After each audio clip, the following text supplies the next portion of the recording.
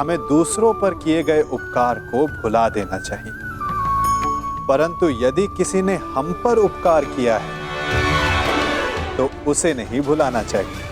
यदि दूसरों पर किए उपकार भुला दिए तो अपेक्षा नहीं रहेगी, अपेक्षा नहीं रहेगी तो वो टूटेगी नहीं, मन कुंठित नहीं होगा, और स्वयं पर किए गए उपकार को स्मरण रखा तो उसे चुकाने के लिए सदा तत्पर रहेंगे, उपकार करने वाले के कृतज्ञ रहेंगे, तब भी मन प्रसन्न रहेगा। और यदि हम सभी ऐसा करने लगे तो सबके मन को संतोष रहेगा।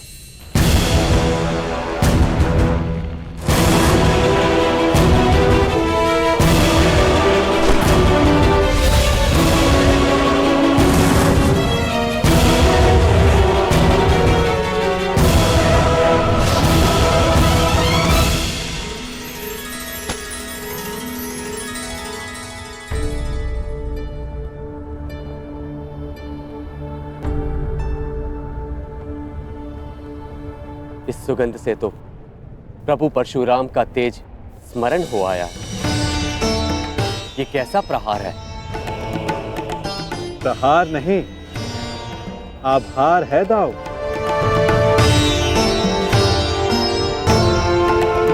कहा था ना कि आने वाला योद्धा तनिक भिन्न होगा। हस्तिनापुर के युवराज की ओर से मैं परशुराम शिष्य राधेकर्ण श्री बलराम और वासुदेव को नमन करता हूं। शत्रु को नमन? जिस प्रकार आकाश में आया हर मेघ वर्षा नहीं लाता, उसी प्रकार आगे बढ़ने वाला हर पग शत्रुता का नहीं होता हलधर।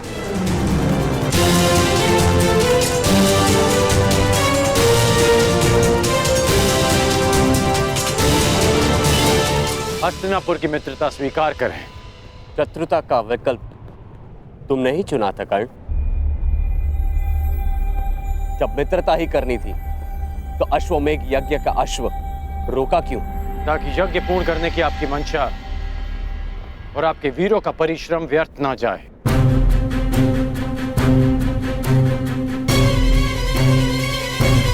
इस अश्व को ध्यान से देखिए। इस अश्व का दायां कान कटा हुआ है।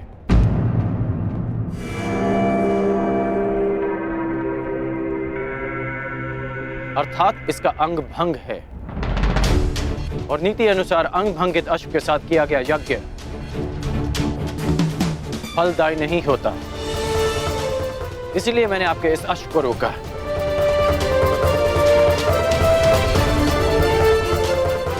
हलधर, मैं स्वयं आपको समझाना चाहता था, परंतु उससे पूर्व आपके वीरों ने मुझ पर आक्रमण कर दिया और कदाचित मुझे उसका उत्तर देना पड़ा। परंतु आपने स्वयं देखा होगा कि मैंने उन्हें केवल निशस्त्र किया, उनके प्राण नहीं लिए। तो तुमने मेरी सहायता करने के लिए अश्व रोका।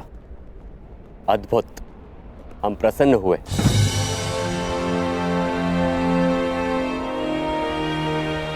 यह अश्व लाने का उत्तरदायित्व किसका था? कान्हा, तुम सबको यही कहते हो ना कि तुम मेरी आज्ञा का पालन करते हो, लेकिन परिणाम में वही होता है जो तुम चाहते हो।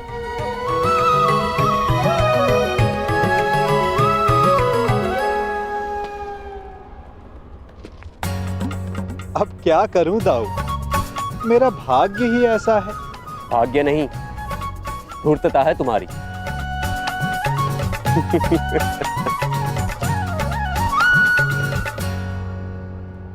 तुम्हें लेके मेरे मन में जो भ्रम था, वो भ्रम तुमने तोड़ दिया है। हम प्रसन्न हुए। कहो, क्या इच्छा है?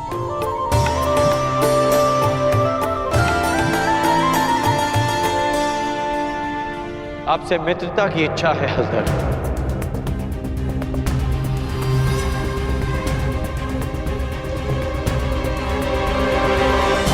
और एक आश्वासन भी बलराम, आवश्यकता पड़ने पर आप और आपकी सेना हस्तिनापुर की सहायता अवश्य करेंगे।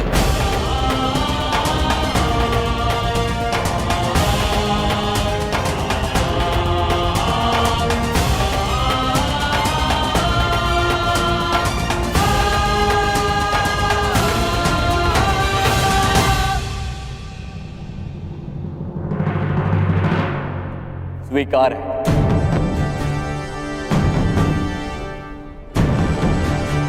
परंतु मैंने तुमसे कुछ मांगने को कहा था कर्ण। इस समय मेरा लक्ष्य युवराज दुर्योधन को सर्वशक्तिशाली बना देना है।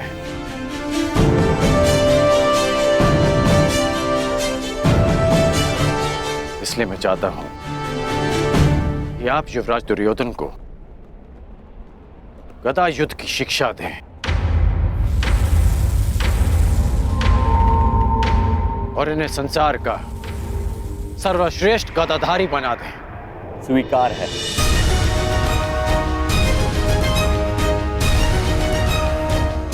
आओ, द्वारका का आतिथ्य ग्रहण करो।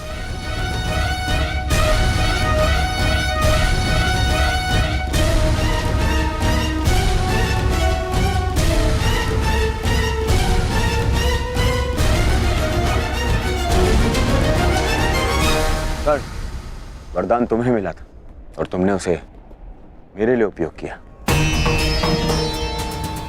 आज तुमने एक बार फिर यह सिद्ध कर दिया कि संसार में यदि कोई मेरा सबसे बड़ा हितैषी है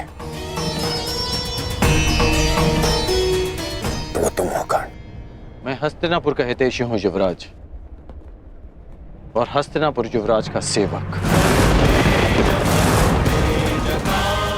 मेरा धर्म हस्तिनापुर और आपको शक्तिशाली बनाना है। प्रणिपात युवराज।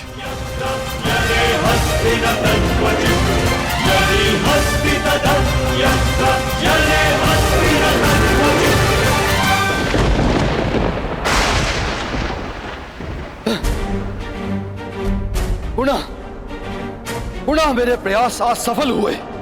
मेरे इतने कठोर परिश्रम के बाद भी उस कर्ण को द्वारका का समर्थन मिल ही गया। उस कर्ण की दिग्विजय पूर्ण हुई। और अभी तक मेरे पुत्र अर्जुन को कुछ भी प्राप्त नहीं हुआ, कुछ भी नहीं। समय आ गया है, समय आ गया है, मुझे ही कुछ करना होगा। इस कर्ण के सौभाग्य को दुर्भाग्य में परिवर्तित करना होगा।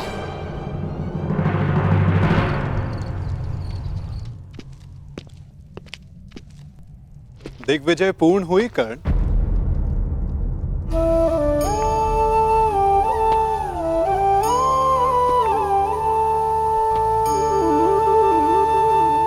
लगभग 12 वर्षों तक तुम लगातार युद्ध करते रहे हो। निश्चित रूप से थकान अनुभव हो रही होगी। विश्राम नहीं करोगे?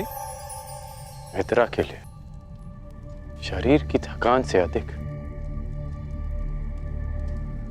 मन की शांति होती है केशव। मेरा मन अशांत है। एक परिवर्तन का स्वप्न लेकर मैंने अपना जीवन प्रारंभ किया था। तू स्वयं ही परिवर्तित हो गया केशव।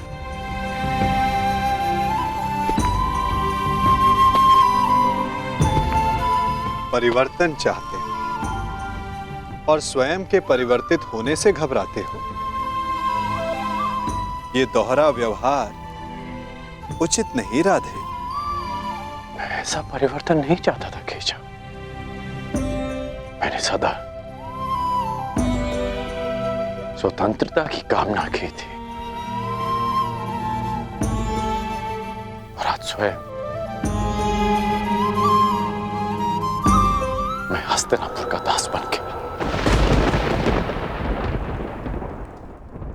मैंने तो कितनी बार तुमसे ये बंधन तोड़ देने का आग्रह किया अंगराज, तुमने ही नहीं स्वीकारा।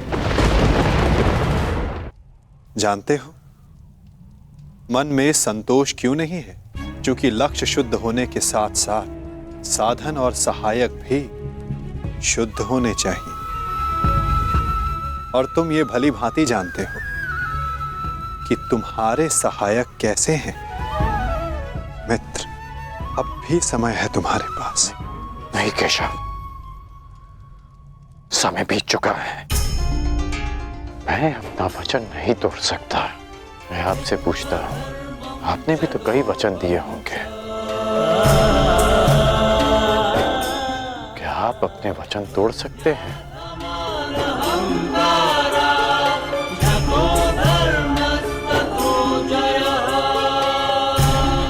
कौन जाने मित्र, भविष्य में क्या छिपा है। तुम बताओ, अब दिग्विजय के पश्चात तुम क्या करोगे? केशव,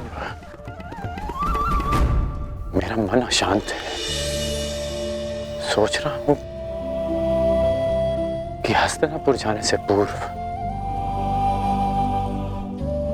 गुरु परशुराम के दर्शन करा। विचार उत्तम है मित्र, परंतु स्मरण रखना, कभी कभी अकेला यात्री मार्ग में भ्रम के जाल में फंस जाता है। प्रयास करना कि भ्रम के जाल में ना उलझ जाओ। केशव, जिस परिस्थिति में मैं हूं, कोई भ्रम मुझे क्या सताएगा।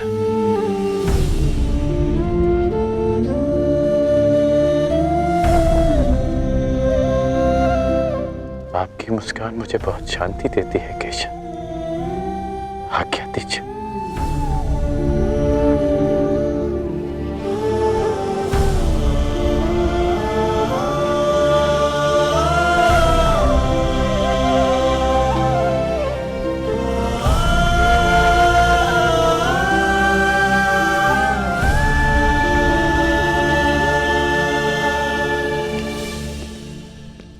कभी कभी मनुष्य परिस्थितियों का खिलौना बन जाता है मित्र। कभी कभी मंतव्य शुभ होने पर भी गंतव्य पर कुछ अशुभ हो ही जाता है। इसीलिए यात्रा में सावधानी आवश्यक है। तनिक सी असावधानी बहुत बड़ी दुर्घटना को जन्म दे देती है। सावधान रहना मित्र।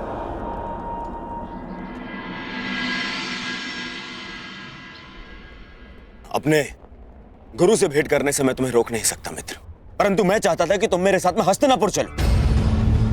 मेरे इस दिग्विजय का सम्मान और सत्कार प्राप्त करो। युद्ध में बाण धनुष से चलाए जाते हैं युवराज, परंतु विजय सदा योद्धा की मानी जाती है। उसी भांति दिग्विजय आपकी है। मैं तो केवल एक निमित्त मात्र हूं।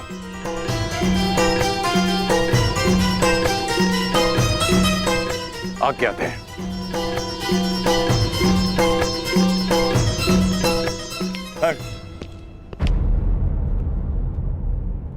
अपने मित्र को हार कर ये दिग्विजय अधूरी है मित्र। 12 वर्ष बीत गए। इन 12 वर्षों में तुमने मेरे लिए धनुष उठाए, परंतु कभी दृष्टि नहीं उठाई। ढाल बनकर मेरे शरीर की रक्षा की है, परंतु मित्र बनकर कभी गले नहीं लगाए।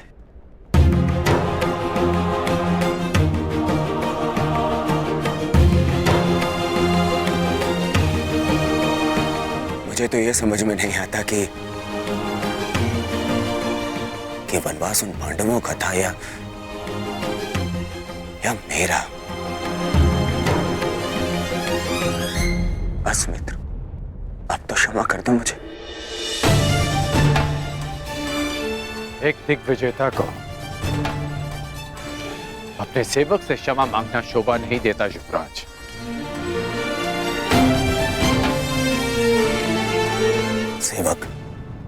सेवक ऐसे 100 दिग्विजय न्यौछावर कर सकता हूं तुम्हें एक बार गले लगाने के लिए।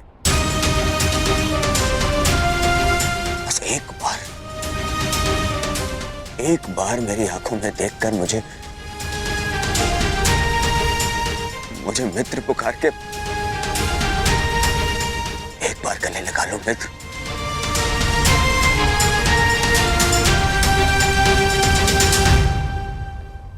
कदाचित एक बार उस मित्र की पुकार युद्ध भवन में भी सुन ली होती आपने शिवराज।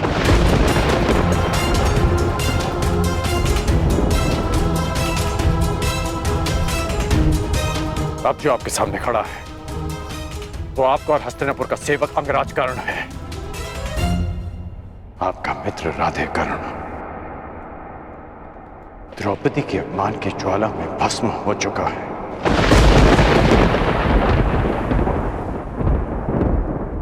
और जो भस्म हो जाते हैं वो किसी को गले नहीं लगा पाते।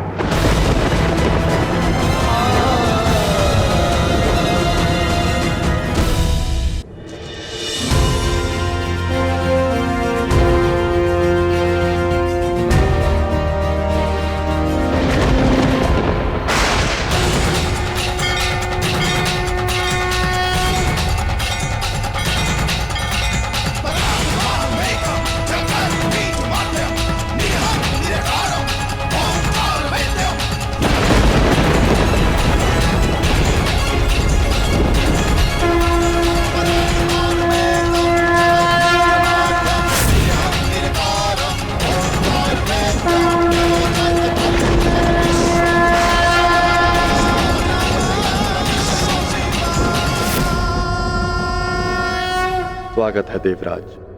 आपके पदचाप ने आपके आने की सूचना दे दी थी मुझे। मेरे पश्चात तो आपने सुन लिए महादेव, परंतु 12 वर्षों से पुकार रहे मेरे पुत्र अर्जुन के स्वर आपके कानों तक क्यों नहीं पहुंचे? क्यों उसकी तपस्या का ताप आपके मन को नहीं पिघला सका?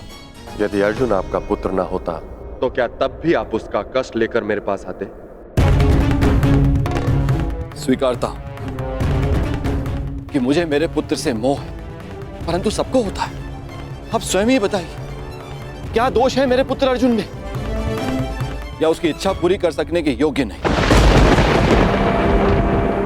देवराज, वृक्ष पर लगे फल को खाने की इच्छा करने वाले को मात्र वृक्ष पर लगे फल को तोड़ने का परिश्रम करना पड़ता है।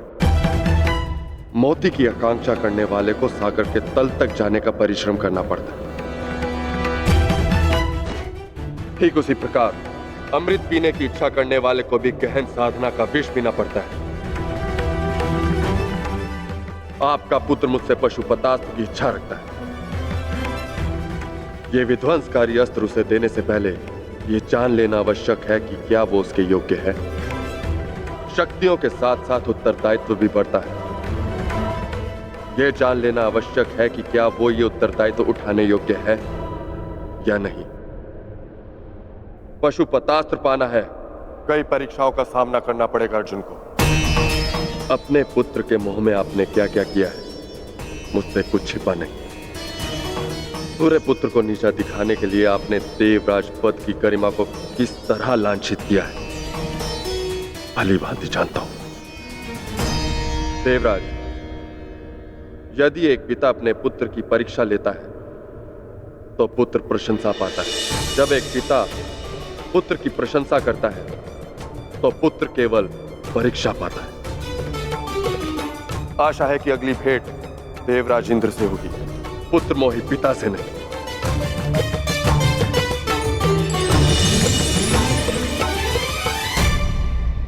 हाँ, मैं पुत्र मोही हूं महादेव, परंतु मुझे अपने पुत्र की कौशलता, योग्यता और तपस्या पे अनंत विश्वास है।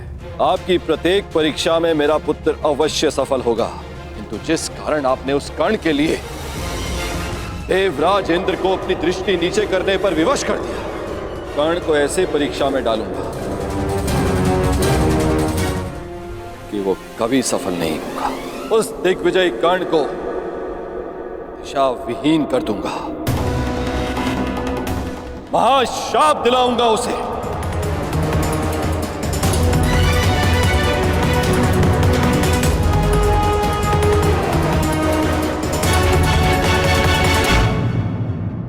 कहीं ना कहीं थोड़ा सा निर्बल होता है तो वो कर्तव्य से पलायन कर जाता है।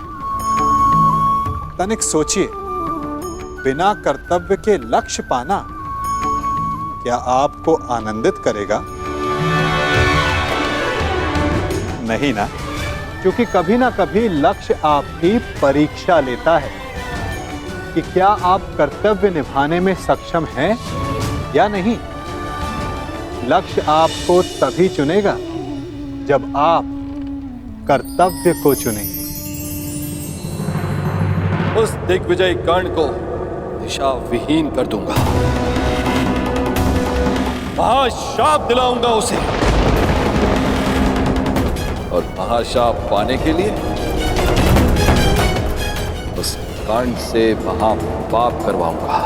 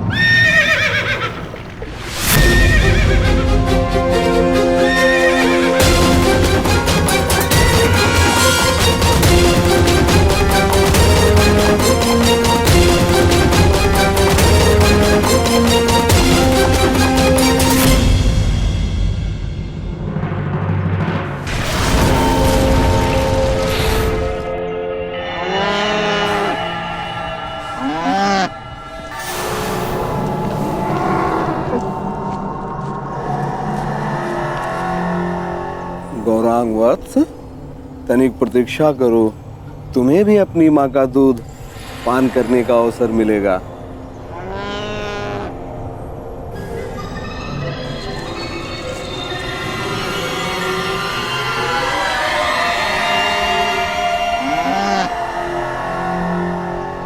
क्या है श्यामा, इतना भयभीत क्यों? मैं हूं ना तुम्हारे साथ। हाँ?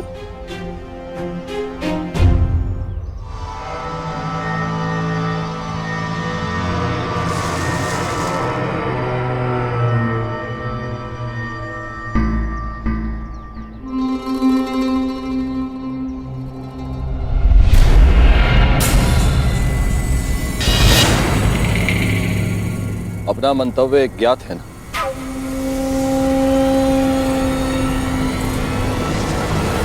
लगता है तुम्हें भूख लगी है। अभी मैं तुम्हारे लिए चारा लेके आता हूं, ठीक है?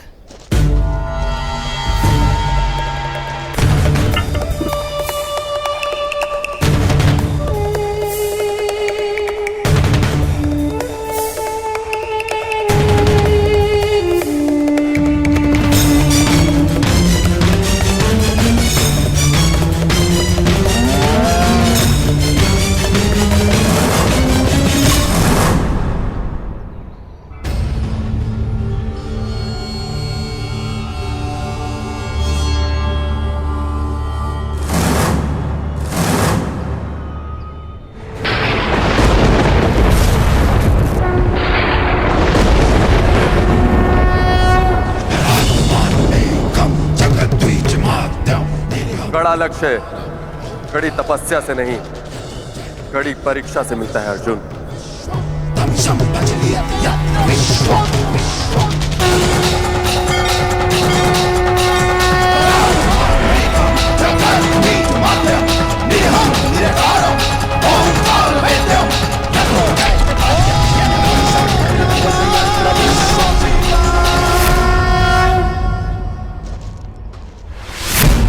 गौरांग, गौरांग,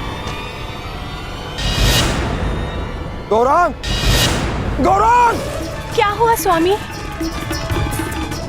गौरांग को यही बांध के गया था, तू न जाने कहां चला गया। गौरांग कहां गया? गौरांग! अगर वो नहीं मिली तो श्यामा अपने प्राण त्याग देगी, और आप तो जानते ही हैं स्वामी कि श्यामा हमारे जीवन का एकमात्र सहारा है। हे प्रभु, अनजाने में कौन सा ऐसा कर्म हो गया जिसका फल आप मुझे इस तरह दे रहे हैं? तुम्हारे पाप का फल नहीं है ये ब्राह्मण, ये तो केवल कर्ण के महाश्राप का प्रारंभ है।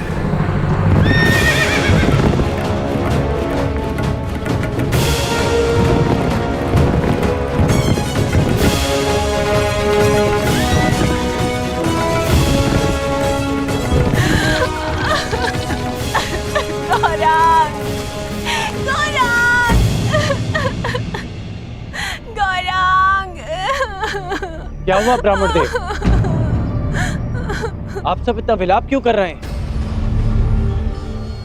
देखिए, मेरे गाय श्यामा के बछड़े को न जाने कौन चोर चुरा के ले गया। अगर मेरा गौरांग नहीं मिला तो ये बेचारी छटपटा कर अपने प्राण त्याग देगी। आप मेरी कोई सहायता करिए। आप निराश ना हो ब्राह्मण देव, मैं समय रहते इस गाय के बछड़े को वापस ले आऊंगा सुरक्षित। ये मेरा वचन है।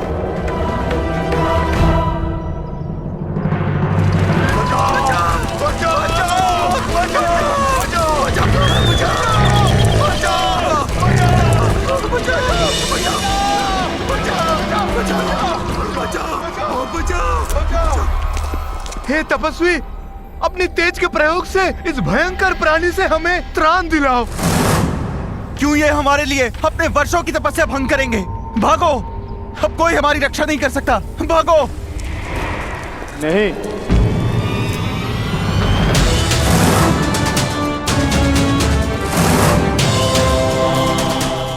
एक क्षत्रिय के लिए किसी की रक्षा करना किसी भी तपस्या से अधिक आवश्यक है। मैं वचन देता हूं, इस हिंसक पशु से मैं आपकी रक्षा करूंगा। तपस्या भंग हो जाए, परंतु कौंतेय का क्षत्रिय धर्म भंग नहीं होगा।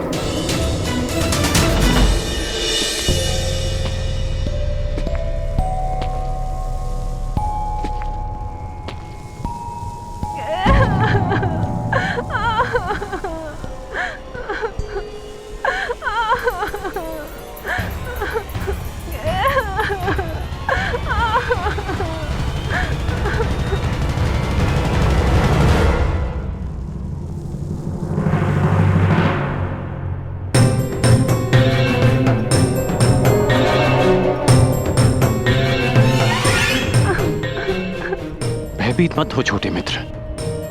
क्या हुआ? तुमने कुछ देखा? एक बछड़ा राक्षस के हाथ में। किस ओर गया वो? किस दिशा में?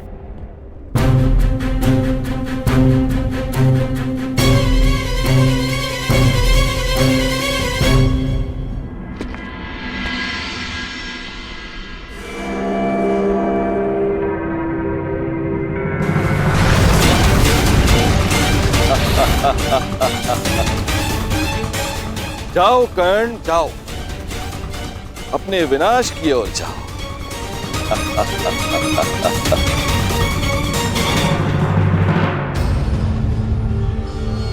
क्षमा कीजिए महादेव, आपकी तपस्या बीच में छोड़कर जा रहा। तपस्या पुनः कर लूंगा, परंतु मेरे होते हुए किसी निर्दोष के प्राण जाएं, ये द्रोण शिष्य कुंती अर्जुन नहीं होने दे सकता।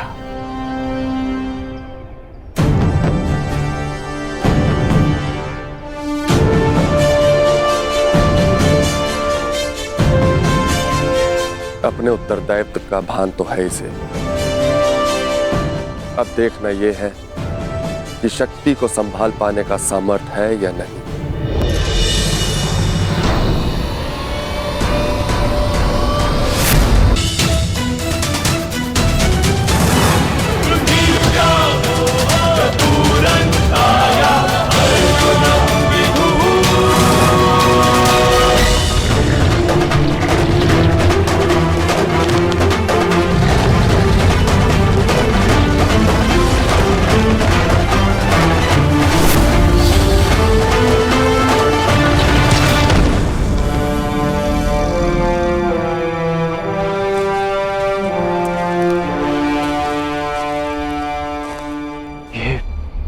दूसरा बाण किसका है? ये बाण मेरा है।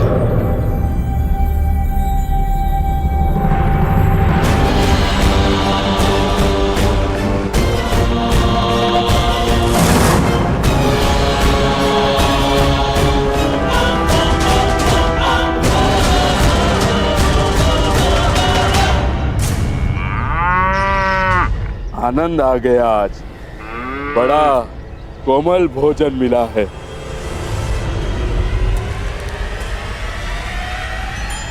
सावधान!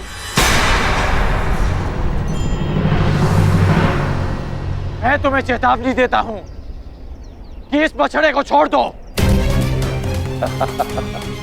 अपना भोजन छोड़ दूं? तुम्हारे लिए यह केवल एक समय का भोजन है, परंतु किसी और के लिए यह जीवन जीने का सहारा है। इसकी मां के प्राण बसे हैं इसमें। इस निरपराध पशु को छोड़ दो।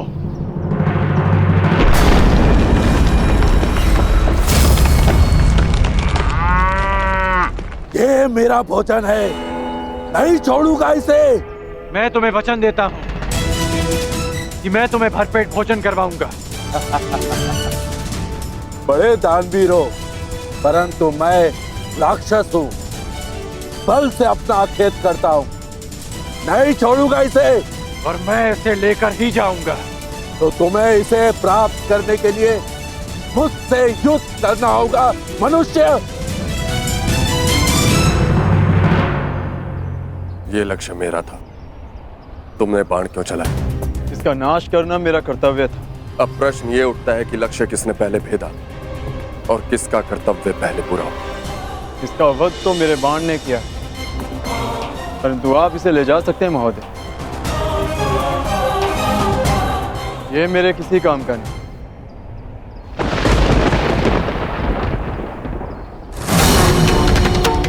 मूर्ख! माना कि मैं किरात हूं, मगर मैं अपने परिश्रम से अपना आखेट करता हूं। मैं किसी की भिक्षा पर अपना जीवन व्यतीत नहीं करता।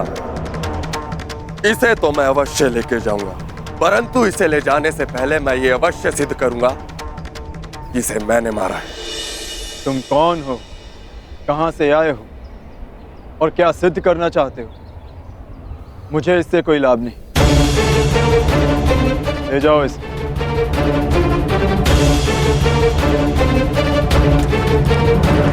रुको!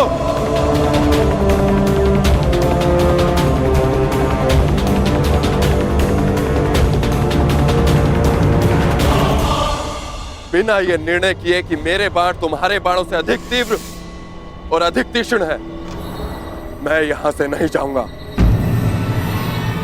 तुम्हारा ये अभिमान तोड़े बिना मैं यहां से नहीं जाऊंगा।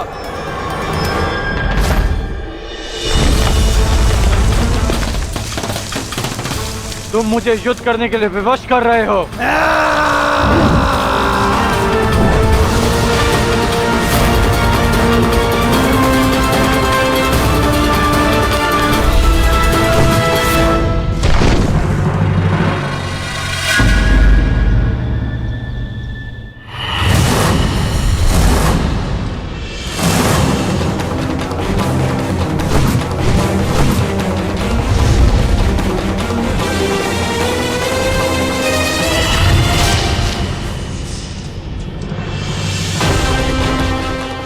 एक बाण काट दिया, इसका अर्थ ये नहीं कि तुम्हें विजय मिली।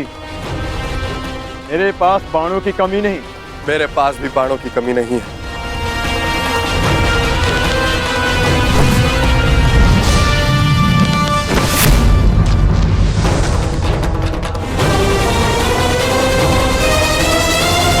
तुम्हें केवल अपने बाणों पर घमंड है योद्धा, किंतु मेरे पास बाणों के साथ साथ और भी शस्त्र हैं।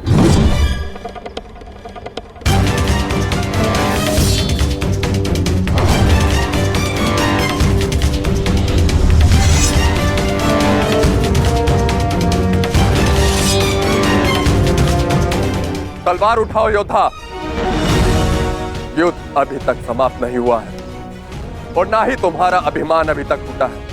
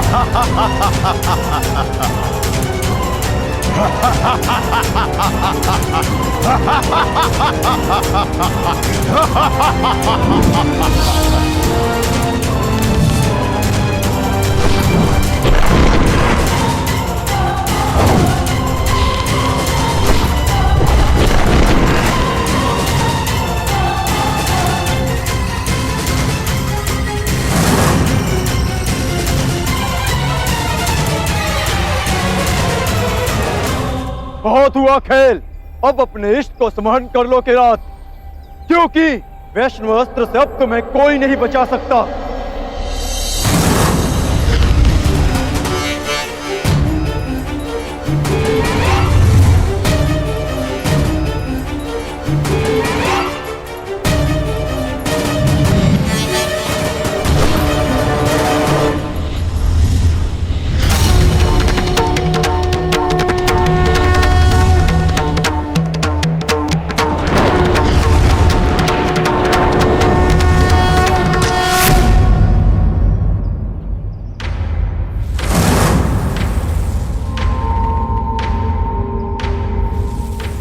महान वैष्णव अस्त्र ने एक साधारण किरात का सम्मान किया, परंतु क्यों?